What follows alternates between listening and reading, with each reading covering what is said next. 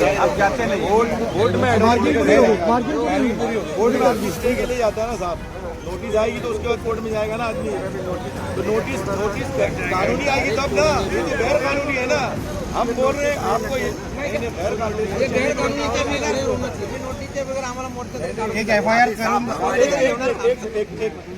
ओ sir अभी आपसे थोड़ा सा हेल्दी डिस्कशन हो सकता है।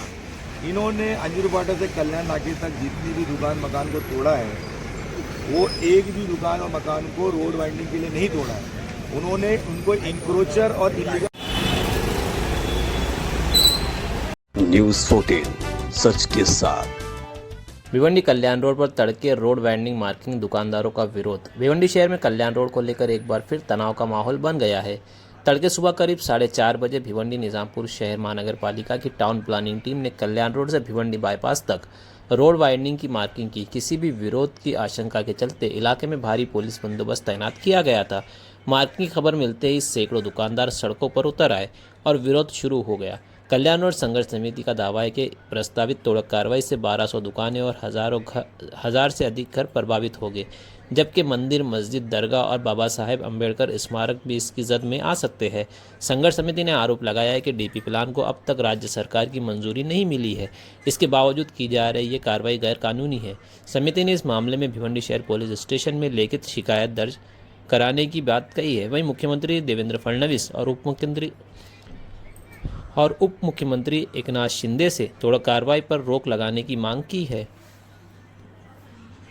देखिए, मेरा नाम शादाब उस्मानी है। कल्याण व्यापारी निवासी संघर्ष समिति का मैं अध्यक्ष हूँ। एक दुर्भाग्यपूर्ण बात यह है कि कल रात में 3:30-4 बजे भिवंडी निजामपुर शहर महानगर पालिका चोरी से गैर कानूनी तौर पर हमारे रोड पर, हमारी निजी प्रॉपर्टी पर प्रारूप विकास आंकड़ा के नाम पर मंजूर विकास आंकड़ा बोलकर मार्किंग किया। इस गैर कानूनी कृत्य को देखते हुए हम सभी ने कल रात में कई दुकानदार सो गए थे, कई दुकानदार जाग रहे थे। 3:30-4 बजे से लेकर अब तक हम सभी जाग रहे हैं इसी फिक्र के साथ कि ये जो गैर कानूनी काम बिल्डरों के लिए हो रहा है, कहीं ये आज 24 घंटे के भीतर तोड़ ना दे।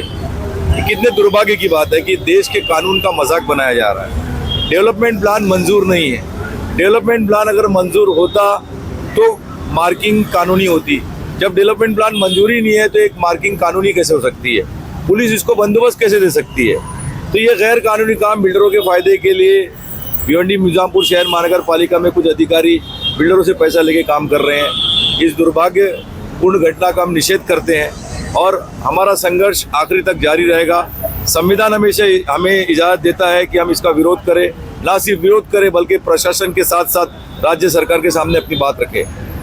आपके चैनल के माध्यम से मैं माननीय मुख्यमंत्री देवेंद्र जी फडणवीस और उप मुख्यमंत्री एकनाथ शिंदे साहब को खास तौर पे कहूँगा कि जिस मार्ग को 1700 करोड़ रुपया अधिक खर्चा करके आपने मेट्रो भूमिगत की है, जिनको बचाने के लिए हजारों घर बेघर बेरोजगार नहीं हो, उसके बावजूद म्युनिसिपल कॉर्पोरेशन कैसे तोड़ सकती है?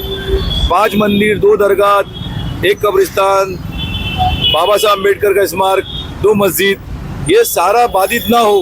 आपने इतना बड़ा निर्णय लिया और उसके बाद म्युनिसिपल कॉर्पोरेशन इतने आसानी से तोड़ सकती है?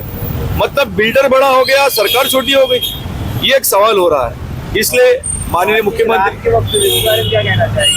सबसे बड़ा जोक है कि देश में ये उदाहरण देखने नहीं मिलेगा कि रात में 4 बजे महानगर पालिका चोरी से किसी की निजी प्रॉपर्टी पे मार्किंग कर रही है। ये गैर कानूनी काम हुआ है, इसलिए हमने एक लेखी पत्र टाउन पुलिस स्टेशन में सीनियर पीआई को दिया है। क्योंकि माननीय महानगर पालिका के उपायुक्त दराड़े साहब यहाँ मौजूद थे। जब उनसे पूछा गया कि डीपी मंजूर है, उन्होंने बोले हाँ, हमने लेटर मांगा तो उस पर प्रारूप विकास आंकड़ा के नाम का आदेश था। तो इससे साबित होता है कि वो झूठ बोलकर पुलिस बंदोबस्त लिया और गैर कानूनी कृत्य किया।